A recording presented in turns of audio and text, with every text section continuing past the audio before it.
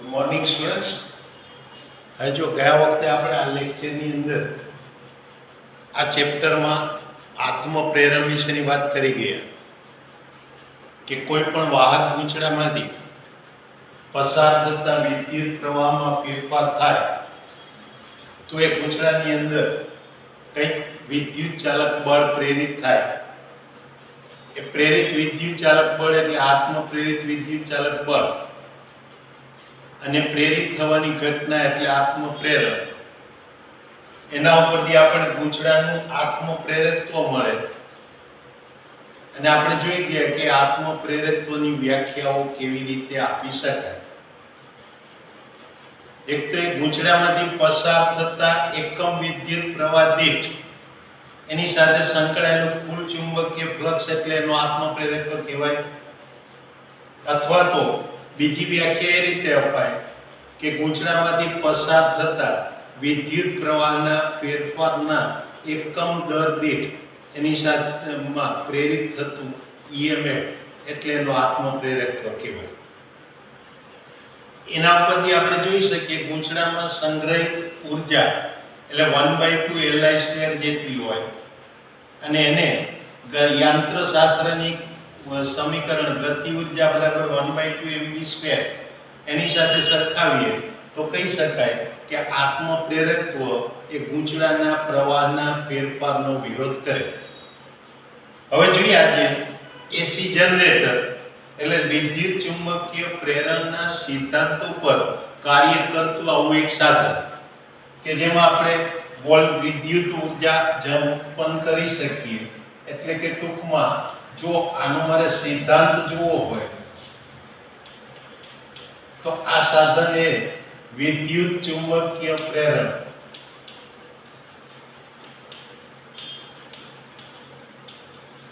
એના સિદ્ધાંત પર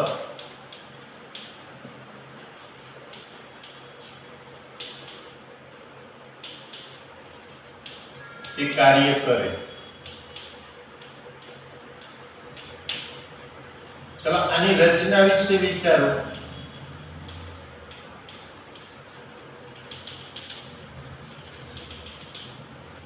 રચનામાં શું હોય જુઓ. એક તો ચુંબકનો ધ્રુવ અહીંયા, ધારો કે આ એક ચુંબકીય ધ્રુવ,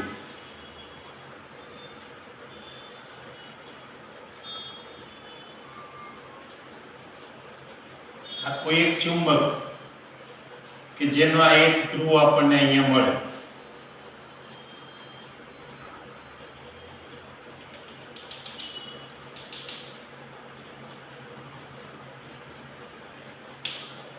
માનો કે આ ચુંબકનો ઉત્તર ધ્રુવ, તેવી રીતે અહીંયા આગળ આપણને એવો એનો બીજો દક્ષિણ ધ્રુવ મળે.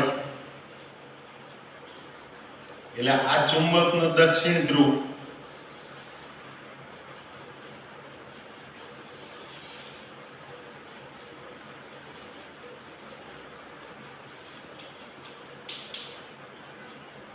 એટલે આ દક્ષિણ ધ્રુવ. ચલો એ બે ચુંબકીય ધ્રુવોની વચ્ચે આપણને એક વાહક તારનું ગૂંચળું આપેલું હોય. એટલે આ એક વાહક તારનું ગૂંચળું, આ વાહક તાર એનું લંબચોરસ ગૂંચળું.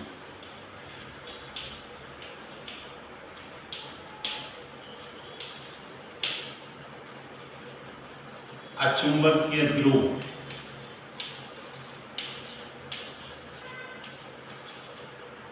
તો આ પણ ચુંબકીય ધ્રુવ.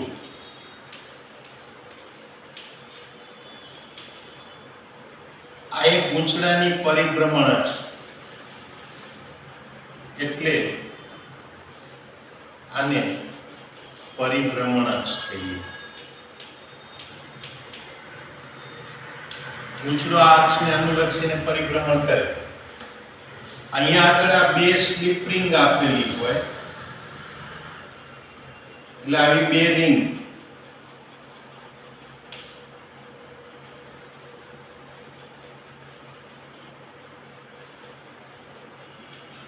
A અને B એટલે ગૂંચળાના તારનો એક કાંટો અહીંયા A સાથે જોડેલો હોય, એનો બીજો છેડો B સાથે જોડેલો હોય, આ બંને અહીંયા બ્રશ સાથે સંકળાયેલા હોય, એટલે M અને N, અને એ બે બ્રશની વચ્ચે આપણને અહીંયા આગળ વોલ્ટેજ એટલે કે વિદ્યુત ચાલક બળ મળે, એટલે આ રીતે કોઈ પરિપથ મૂકી શકાય. ચાલો આમાં શું કહી શકાય, તો કે અહીંયા N અને S ચુંબકના બે ધ્રુવો,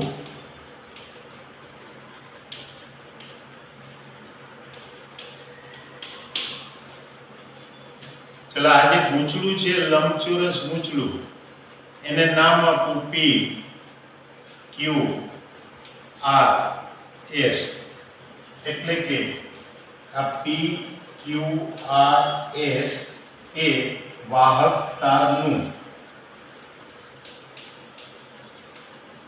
લંબચોરસ ગૂંચળું.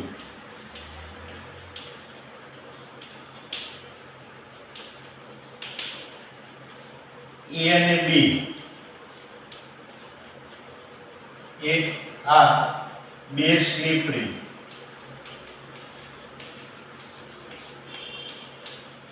કે જેની સાથે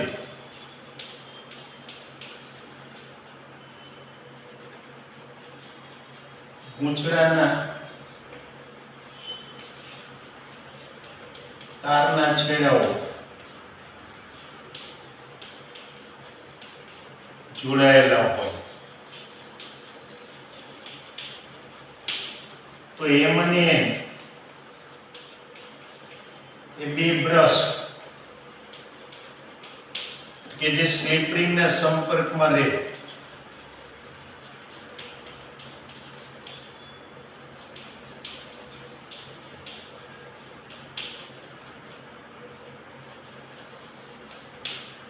એટલે આ એની કઈક રચના થઈ કે આપણે અત્યારે એસી જનરેટરની આપણને રચના જોવા મળે.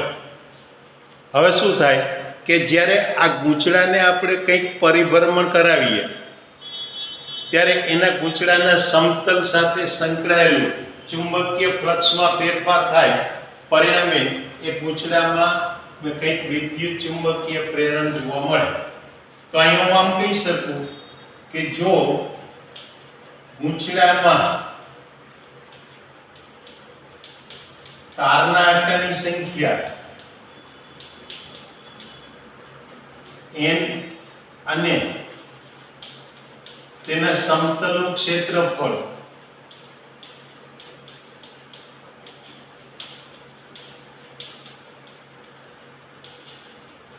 A હોય, તેમજ તેને મળતું ચુંબકીય ક્ષેત્ર B હોય, તો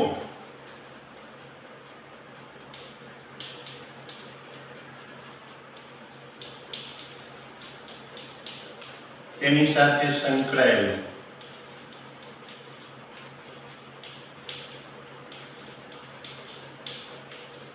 કુલ ચુંબકીય ફ્લક્સ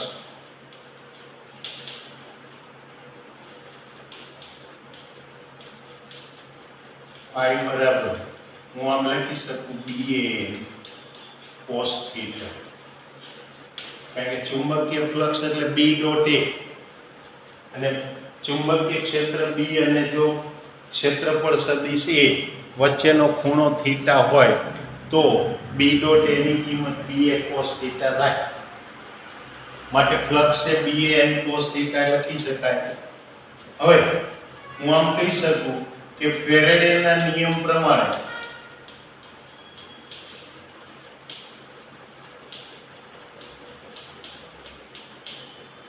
એમાં પ્રેરિત થતું EMF, છેલ્લે ગૂંચળું પરિભ્રમણ કરે છે એટલે એમાં ચુંબકીય ફ્લક્સ બદલાય છે, અને ચુંબકીય ફ્લક્સ બદલાય એટલે એમાં EMF પ્રેરિત થાય. તો પ્રેરિત થતું EMF એને E વડે દર્શાવવું તો E બરાબર -dϕ/dt, અને એ phi ની કિંમત મૂકું તો minus d by dt of BAN cos theta. હવે જુઓ કે આપેલા બે ચુંબક વચ્ચે મને સમાન ચુંબકીય ક્ષેત્ર મળે, પરિણામે એનું ચુંબકીય ક્ષેત્ર B અચળ રહે, તે ગૂંચળાના તારના આટાની સંખ્યા અને એના સમતલનું ક્ષેત્રફળ એ પણ અચળ રહે, અને એ અચળ રહેતા હોય તો માટે હું લખી શકું કે E બરાબર minus BAN into d by dt of cos theta. હવે ગૂંચળું જ્યારે પરિભ્રમણ કરતું હોય તો અહીંયા ગૂંચળાની અચળ કોણીય ઝડપ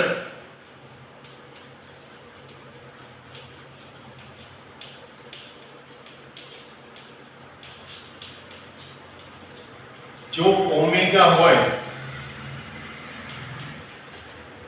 તો હું લખી શકું કે એનું કોણીય સ્થાનાંતર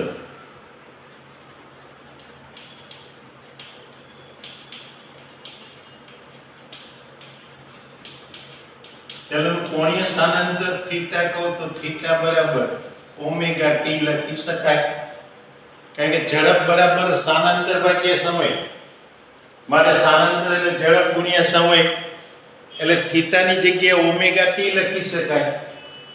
અને જો હું થીટાની જગ્યાએ ઓમેગા ટી લખું તો માટે અહીંયા કહી શકાય કે EMF બરાબર minus BAN into d by dt of cos omega T. હવે જો આનું સમયની સાપેક્ષે વિકલન કરું, ચલે વિકલન કરીશ તો માઇનસ BAN એ તો અચળ છે એટલે એમને એમ કોમન રહ્યા. એ cos નું વિકલન કરું એટલે માઇનસ સાઇન, પણ અહીંયા ઓમેગા ટી પોતે પણ વિધેય છે એટલે એનું પણ વિકલન થાય, અને એ વિકલન કરીએ તો અહીંયા d omega T upon dt લખાય, અને d ઓમેગા બાય dt એટલે એનું વિકલન કરતા મળશે ઓમેગા, આ માઇનસ માઇનસ પ્લસ, આ વિકલન ઓમેગા મળશે એટલે આ થશે BAN into omega sin omega T. એનો અર્થ એ કે આ ગૂંચળામાં પ્રેરિત થતું વિદ્યુત ચાલક બળ એ આપણને આવા સૂત્ર મળે BAN omega into sin omega T. હવે જો આ sin ઓમેગા ટી બરાબર 1 હોય તો આ વિદ્યુત ચાલક બળ એની કિંમત મને મહત્તમ મળે, કારણ કે sin વિધેયની કિંમત તમને ખબર છે કે 0 થી ±1 વચ્ચે બદલાય, એટલે sin ઓમેગા ટી ની અથવા તો sin વિધેયની મહત્તમ કિંમત કેટલી થાય +1. અને માટે કહી શકું કે જો sin ઓમેગા ટી બરાબર 1 હોય તો અહીંયા પ્રેરિત થતું EMF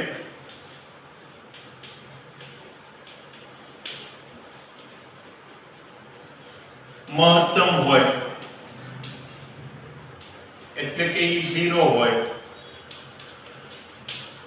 અને માટે E0 બરાબર હું લખી શકું BAN ઓમેગા એટલે કે 52 ઓમેગા. ચાલે 52 ઓમેગાની કિંમત ત્યાં મૂકી દઉં, માટે હવે ગૂંચળામાં પ્રેરિત EMF બરાબર E0 sin ઓમેગા ટી.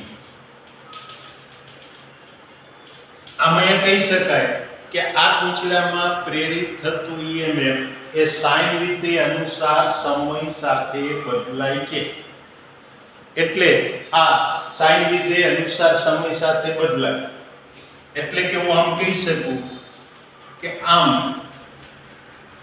અહીંયા પ્રેરિત થતું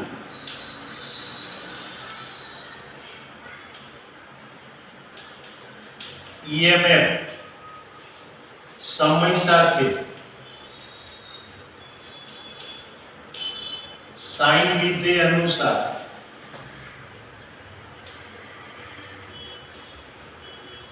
બદલાય છે.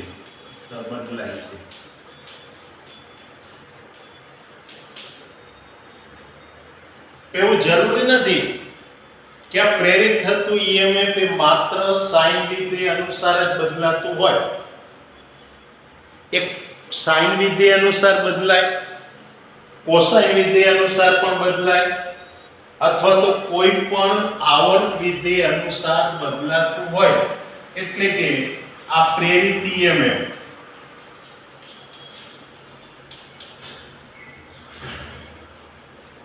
એ સમય સાથે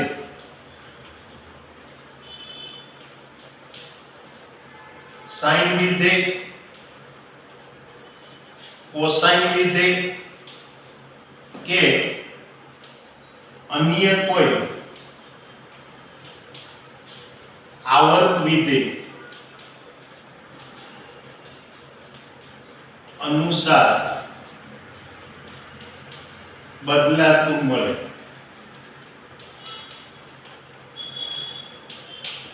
એટલે આ રીતે સાઇન વિધેય અનુસાર પણ EMF બદલાતું હોય, કોસાઇન અનુસાર પણ બદલાતું હોય, કે બીજા કોઈ આવર્ત વિધેય અનુસાર પણ બદલાતું હોય.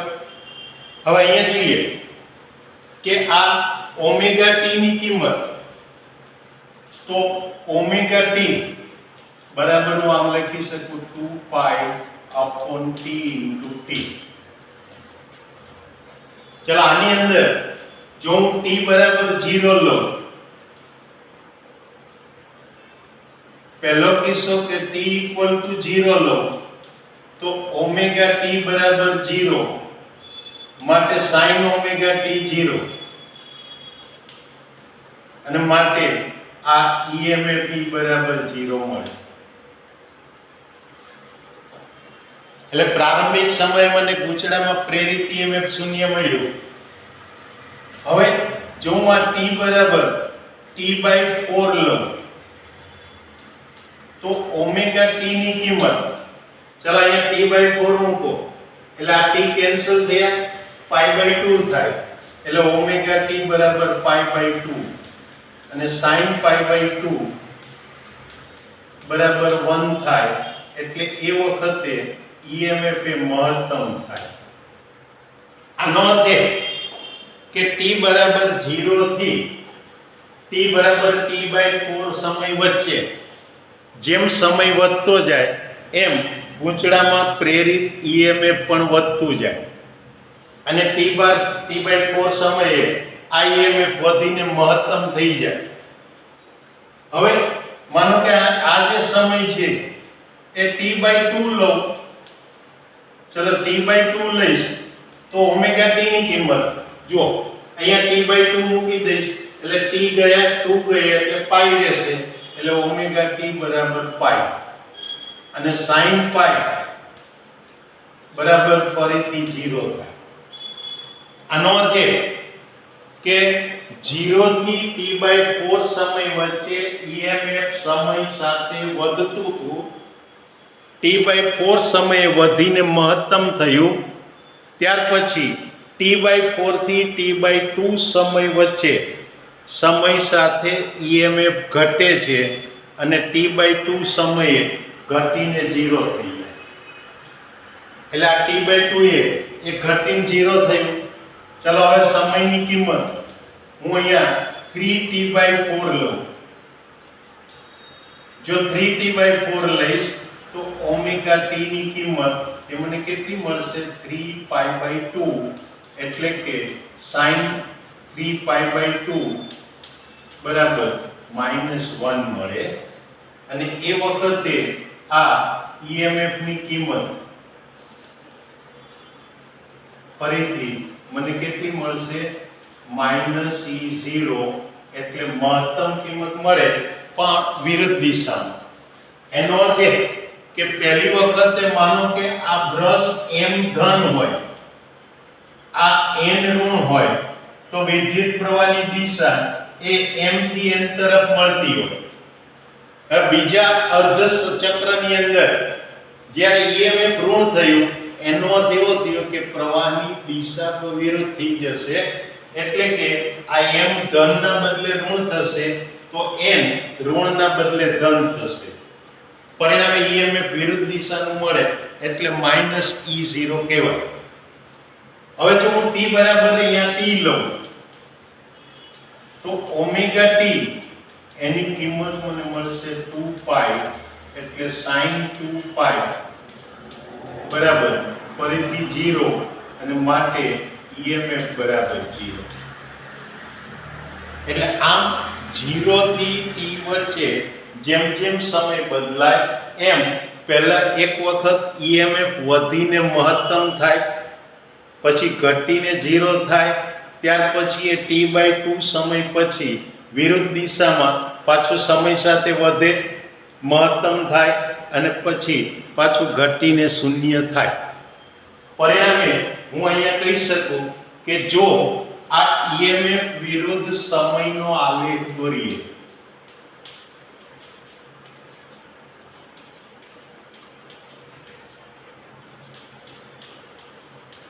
તો એ આલેખ એ નીચે મુજબ મળે.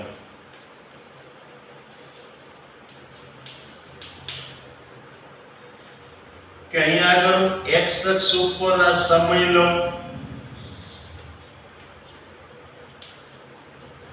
y અક્ષ ઉપર આપણે EMF લીધું તો પહેલા 0 હતું, વધીને t/4 સમયે મહત્તમ થયું, પછી t/2 સમયે ઘટીને 0 થયું, 3t/4 સમયે એ વધીને વિરુદ્ધ દિશામાં મહત્તમ થાય અને પાછું t સમયે ઘટીને 0 થાય. એટલે આ t સમયે પાછું 0 થયું. હવે આગળ પાછો સમય વધે એમ ફરીથી આ ધન બાજુએ EMF વધે, મહત્તમ થાય, પછી 0 થાય, ફરીથી ઋણ બાજુએ વધતું જાય. એટલે કે આ ગ્રાફ જે છે એ આવો સાઇન વિધેય પ્રકારનો મળે. એટલે આવો ગ્રાફ આપણને મળે. હવે આને કારણે વિદ્યુત પ્રવાહની દિશા પણ સતત ઉલટસુલટ થતી જાય. એટલે કે અહીંયા E = E0 sin omega t. ચલો આની અંદર જો આપણા પરિપથનો અવરોધ R હોય તો E બરાબર IR અને E0 બરાબર I0R મૂકીએ તો મને I બરાબર મળે I0 sin ઓમેગા t. પરિણામે મને પ્રવાહનો આલેખ પણ આપેલા EMF ના આલેખ જેવો જ મળે અને માટે આ I વિરુદ્ધ t એનો આલેખ પણ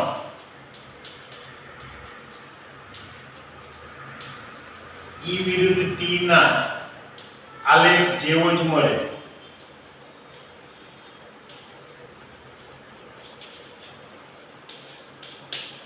અને એના ઉપરથી કહી શકાય કે અહીંયા વિદ્યુત પ્રવાહ એની દિશા અને મૂલ્ય એ સમય સાથે આવર્ત રીતે સતત ઉલટસુલટ થાય છે.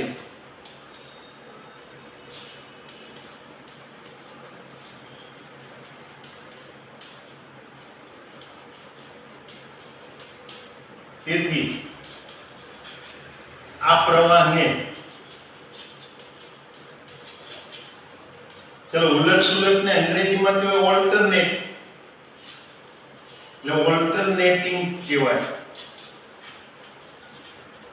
અને પ્રવાહ એટલે કરંટ, એટલે ઓલ્ટરનેટિંગ કરંટ એટલે કે AC કહેવાય.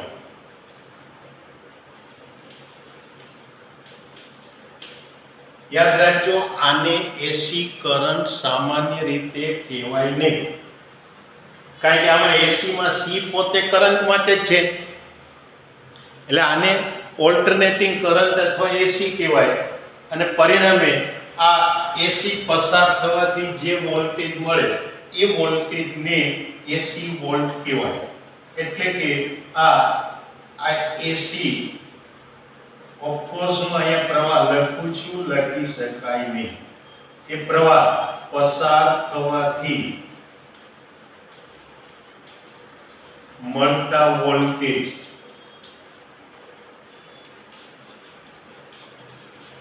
એને એસી વોલ્ટ કહેવાય. એટલે આ રીતે આ એસી વોલ્ટ આપણે અહીંયા ઉત્પન્ન કરી શકીએ છીએ.